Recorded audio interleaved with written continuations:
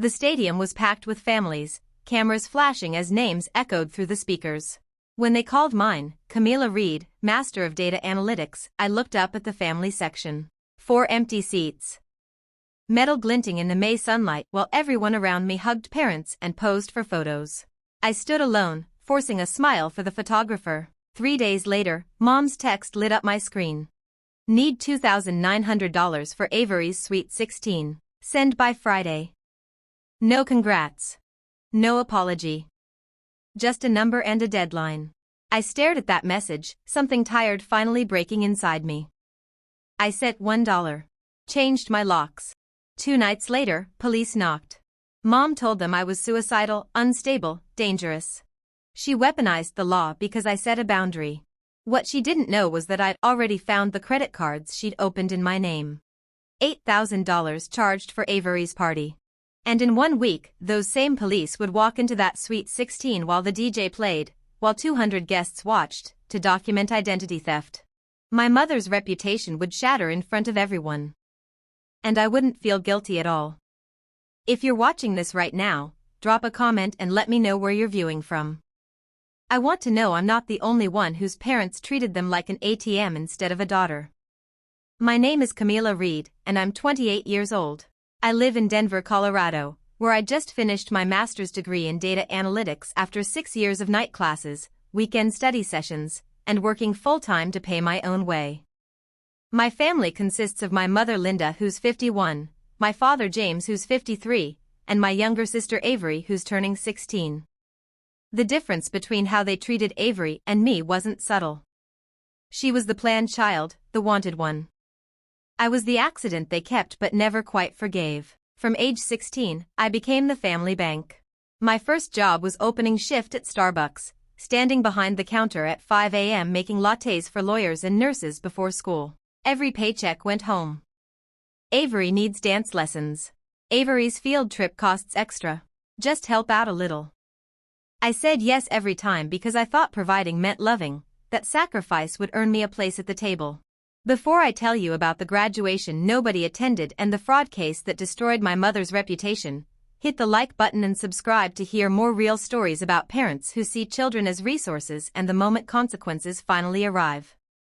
These stories might help you recognize financial abuse before it's too late. College was supposed to change everything. I worked 3 jobs, lived on ramen, graduated with honors. My parents didn't come to that ceremony either. Avery has finals, Mom said. Dad didn't call. But I convinced myself grad school would be different. If I'd just achieved more, proved my worth harder, maybe they'd finally see me. The graduation was May 15th, perfect weather, blue sky, the stadium filled with proud families in their best clothes. I'd sent my parents tickets weeks ago, called twice to confirm, even texted the day before. Wouldn't miss it, sweetheart, Mom had replied. When my name echoed through the speakers, I searched those reserved seats instinctively. Empty. All 4 of them. Sunlight bounced off the metal, making them shimmer like a mirage. Around me, students cried happy tears, hugged parents, posed for photos. I stood at the edge of someone else's celebration, diploma clutched too tight, cheeks aching from fake smiling. My classmate Ruby found me after. You did it. Where's your family? Running late, I lied smoothly. Years of practice made excuses automatic. I walked to my car alone, watching other graduates leave with their families, heading to celebration dinners. I sat in my beat-up Civic in the parking lot for 30 minutes, windows down, just breathing through the disappointment I should have expected. That night, I tested them. Sent a text, "Thanks for coming today." It meant everything. Mom replied 2 hours later, "Sorry honey, Avery had something important. We'll celebrate soon." Avery had something important. My master's degree, 6 years of work, $75,000 in student loans, dismissed because my 15-year-old sister had something important. I didn't respond. Ordered Thai food, drank cheap wine, told myself I was fine. This was normal for us. I was used to being invisible. 3 days later, at 7 a.m., my phone buzzed. Mom's text, straight to the point, need $2,900 for Avery's Sweet 16 party. Venue deposit is due Friday. Can you Venmo today? I read it 5 times. No, how was graduation? No, congratulations on your degree. Not even acknowledgement that she'd missed the biggest academic achievement of my life. Just a demand, casual as asking me to pick up milk, with a dollar amount and deadline attached. Something inside me that had been bending for 28 years finally snapped. I opened my banking app. Savings balance, $3,800. Every dollar saved over 2 years of side gigs and strict budgeting. Money I'd been planning to use for a security deposit on a better apartment, for professional clothes for job interviews, for emergencies. She wanted $2,900. Nearly everything I had. I typed in the amount, $1. Added a message, congrats on the party. Hit send. I stared at the confirmation screen, the words sent glowing green. $1. The exact value they'd placed on my achievement, on my 6 years of work, on me. Then I did something I'd never done. I opened the junk drawer by my front door and pulled out the spare key Mom insisted I give her for emergencies. Dropped it straight into the trash. Then I Googled locksmiths. A guy named Pete arrived within an hour, toolbox clinking as he walked up. Lock replacement? New beginning, I said. He smiled like he'd heard that before. 25 minutes later, my apartment door had a lock my mother couldn't open. The first real boundary I'd ever built, solid and permanent. That night, I slept better than I had in years. Morning came with 17 missed calls from Mom. The text started confused, then shifted to angry.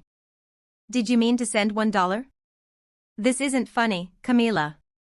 Call me right now. You're being incredibly selfish. After everything we've done for you. I silenced the notifications. Poured coffee. Opened my laptop to continue job applications. For the first time in my life, I didn't rush to apologize, didn't scramble to fix things, didn't cave under guilt. 2 days passed. The calls continued. I didn't answer. On the third night, at 9:15 p.m., someone knocked on my door. Firm, rhythmic, official. I looked through the peephole and my stomach dropped. 2 Denver police officers stood in the hallway, a woman and a younger man, both in full uniform. I opened the door slowly. Yes? The female officer, 40-something with kind eyes, showed her badge. Camila Reed? That's me. We received a call from your mother, Linda Reed. She reported that you've been behaving erratically, changed your locks without notification, and she's concerned you may harm yourself. We're here for a wellness check. The words hit me like cold water. My mother had called the police. Actually weaponized law enforcement against me because I'd set a boundary, because I'd said no.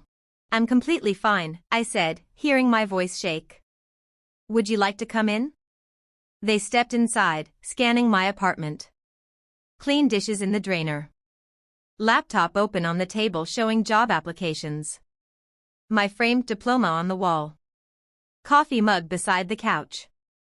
Everything normal, stable, safe. Have you been experiencing any mental health crisis? The female officer asked gently. No. I just finished my master's degree 3 days ago. I'm job hunting. I changed my locks because I'm an adult and wanted privacy. My mother is upset because I refused to give her money she demanded. The younger officer wrote notes. Your mother indicated you sent her $1 in response to a request for financial help, which she interpreted as evidence of instability.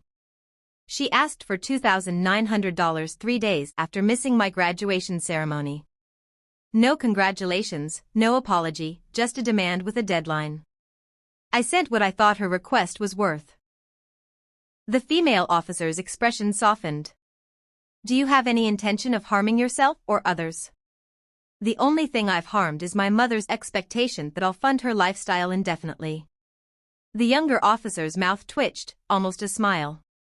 They asked standard wellness questions, documented everything carefully, then prepared to leave. At the door, the female officer turned back. For the record, you're clearly fine.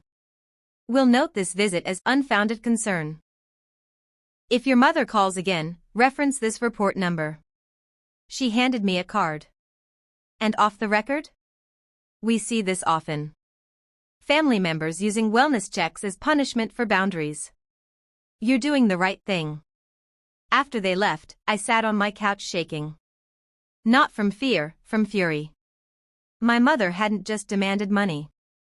She'd tried to use police to humiliate me, to paint me as unstable, to punish me for saying no. That night, something made me check my credit report. Something I'd been avoiding, telling myself everything was fine. I logged into the monitoring site I'd set up years ago and barely looked at. The page loaded and my heart stopped. 2 new accounts. Capital One, opened April 12th, Discover, opened April 18th. Both showing my name, my social security number, but my parents' address in Littleton. My hands went numb as I clicked through the details. Capital One balance, $4,600. Discover balance, $3,400. $8,000 charged in my name. I pulled up the transaction history, watching my screen blur slightly. Cherry Creek Events Center, $3,200. DJ Dave Entertainment, $1,800. Fancy That Catering, $2,100. Party Perfection Decor, $900. Every single charge was for event planning. For Avery's Sweet 16. My mother hadn't just asked me for money.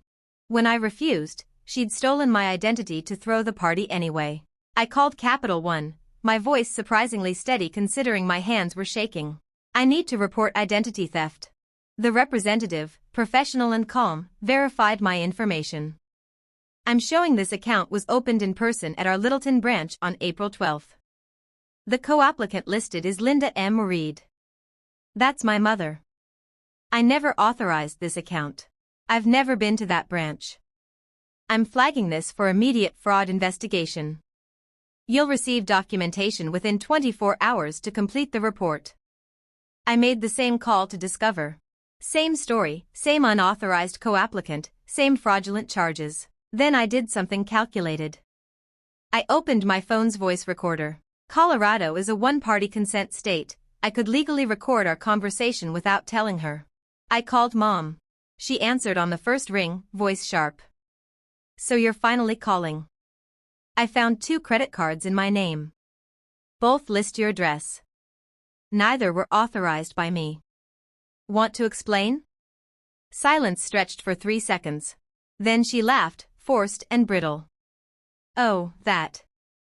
I was helping you build credit, honey. You should be grateful. I'm doing you a favor. By committing fraud? Don't be dramatic. It's family money. What's mine is yours, what's yours is mine. That's how family works. You're being selfish about all of this. I never gave you permission to open accounts in my name. You're my daughter. I don't need permission. Besides, you'll benefit later when you need loans. I'm thinking of your future. The banks have already flagged both accounts for fraud. They have your signature, your phone number, your address as the co-applicant. The silence that followed was different. Heavier. Shocked. You reported me? Her voice dropped, dangerous and quiet. I reported identity theft. The banks are investigating. After everything I've done for you. Her voice rose now. After raising you, feeding you, keeping a roof over your head. This is how you repay me? By destroying your own mother?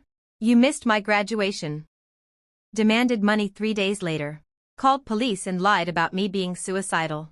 Then stole my identity. You destroyed yourself, Mom. I'm just protecting what's mine. You watch your mouth, young lady. You're tearing this family apart. No. You did that when you decided I was a resource instead of a daughter. I ended the call, saved the recording, labeled it clearly, evidence, May 18, 2025. That night, I filed official police reports for identity theft with Denver PD, froze my credit with all 3 bureaus. Contacted fraud departments at both banks with documentation. Then I called a lawyer. Marcus Chen specialized in family financial fraud. This is more common than people realize, he said during our consultation. Parents opening credit cards in their children's names. You have a strong case. The banks will likely press charges themselves. Your main job is cooperating with their investigation.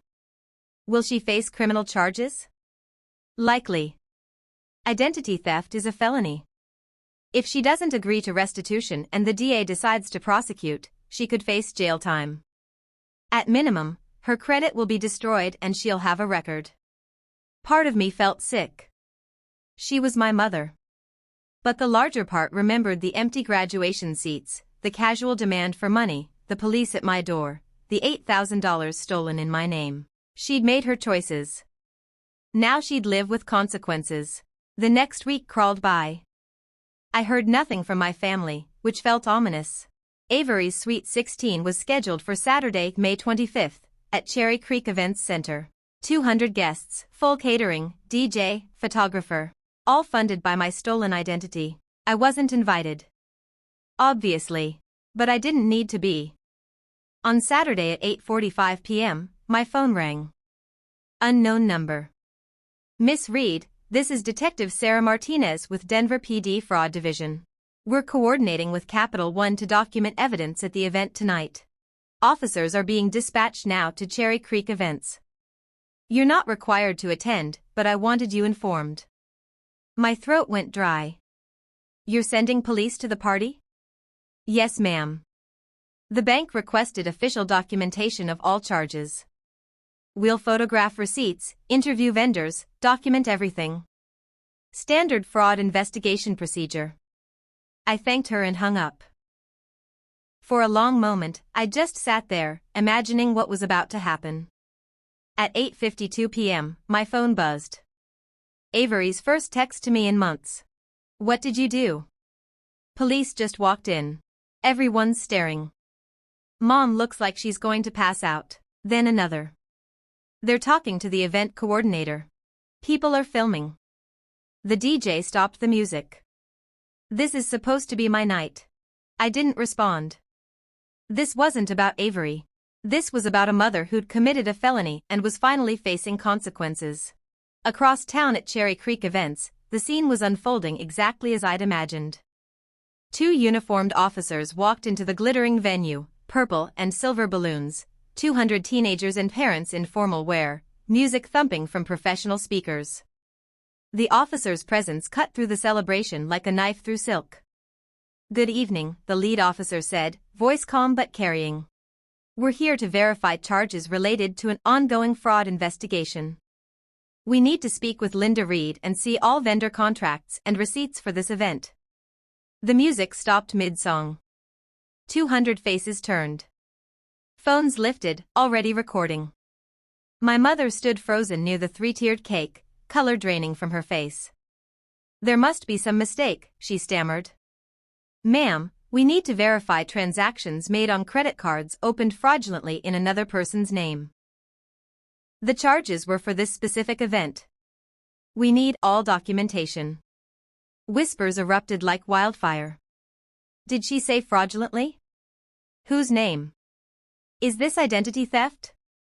The event coordinator, a professional woman in a black suit, approached nervously with a folder.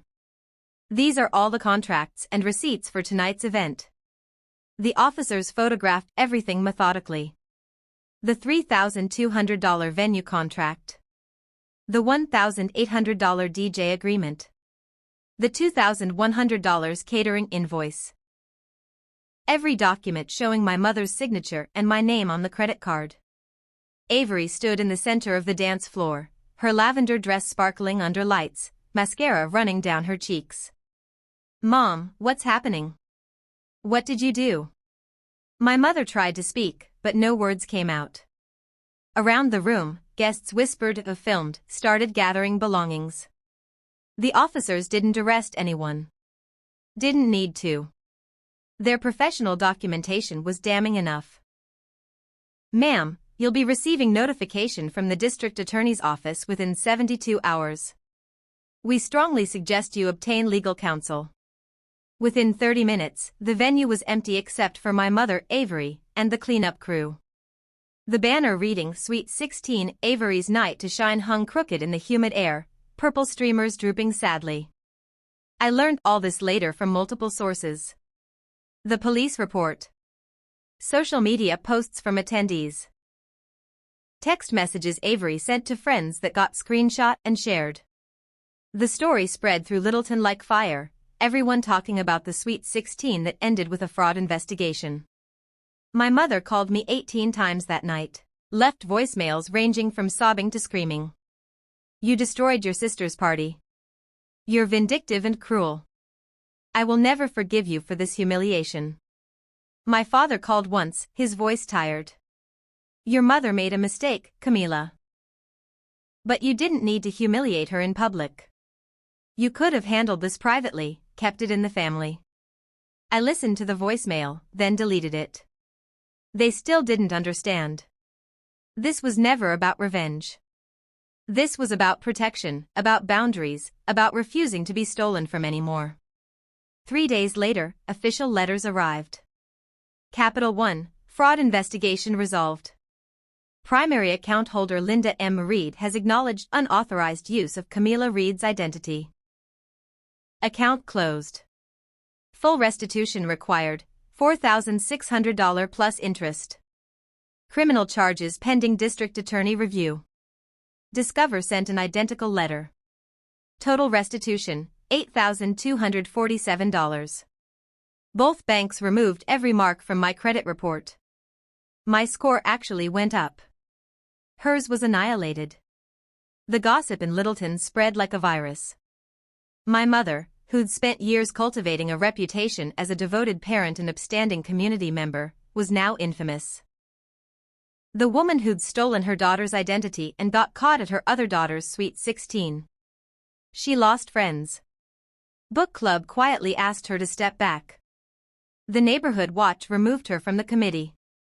Even my father's workplace heard about it when someone forwarded news articles about the case. Avery deleted all her social media accounts. The girl who'd lived for likes and comments couldn't face her party becoming a viral fraud scandal. 2 weeks later, I got a job offer. Senior data analyst at a tech startup, excellent salary, full remote work, benefits. I accepted immediately. My first paycheck, I did something I'd dreamed about. Bought myself graduation flowers. A massive bouquet of roses, lilies, and peonies. Took them to a park, set up my camera, and photographed myself with the flowers and my diploma. Posted it with the caption, celebrating myself since no one else did. Master's degree earned and paid for entirely on my own. Proud of me. The comments poured in from classmates, friends, even strangers. You're amazing. Congratulations. This is what strength looks like. I printed that photo and framed it next to my diploma. 2 symbols of everything I'd earned alone. My mother tried reaching out periodically. Emails about healing the family and moving forward together. Letters claiming she'd acted out of desperation, that mothers make mistakes, that family should forgive. My father sent awkward texts suggesting family therapy, saying I was being too harsh, that mom had learned her lesson. I responded once with a single email, you missed my graduation without apology. You demanded money 3 days later. You called police claiming I was suicidal because I set a boundary. You stole my identity and committed felony fraud. These aren't mistakes. They're choices. I'm living with mine. You're living with yours. We're done. Then I blocked them everywhere. Phone numbers, email addresses, social media accounts. Complete digital silence. 6 months passed. Autumn came to Denver, the air turning crisp, leaves gold and red. I'd moved to a better apartment with mountain views. My job was everything I'd hoped, challenging work with colleagues who valued my contributions. I kept 3 things on my wall. My diploma, my graduation photo with self-bought flowers, and the old lock Pete had replaced that day I'd first set a boundary. Together they told one story, how I finally chose myself. One evening, Ruby from grad school messaged me. I saw your graduation post. I've been wanting to tell you, you were so brave that day. Smiling when no one showed up for you. It inspired me to set boundaries with my own family. Thank you for that. I stared at her message for a long time, something warm settling in my chest. Maybe by telling my truth, by refusing to hide the reality of family financial abuse, I'd helped someone else find their voice. That night, I shared the full story publicly. Not to shame anyone, just to tell the truth. About the graduation nobody attended. About the demand for money days later. About the police weaponized against me. About discovering identity theft. About the party that ended with fraud documentation. I ended with, you don't owe your family your peace, your credit, or your future just because they're blood. Sometimes the most loving thing you can do for yourself is change the locks and protect what's yours. The response overwhelmed me. Thousands of comments from people with similar stories. Parents who'd stolen identities. Families who'd missed important events but expected financial support. Adult children who'd spent decades as ATMs for parents who never valued them. I realized none of us were alone in this. The abuse was common, just hidden behind closed doors and family loyalty. Now, a year after that graduation, I'm thriving. My career is advancing steadily. My credit is pristine. My apartment is mine, with locks no one else has keys to. I have friends who celebrate my wins, colleagues who respect my work, a life I built entirely on my terms. Sometimes people ask if I regret how things ended with my family.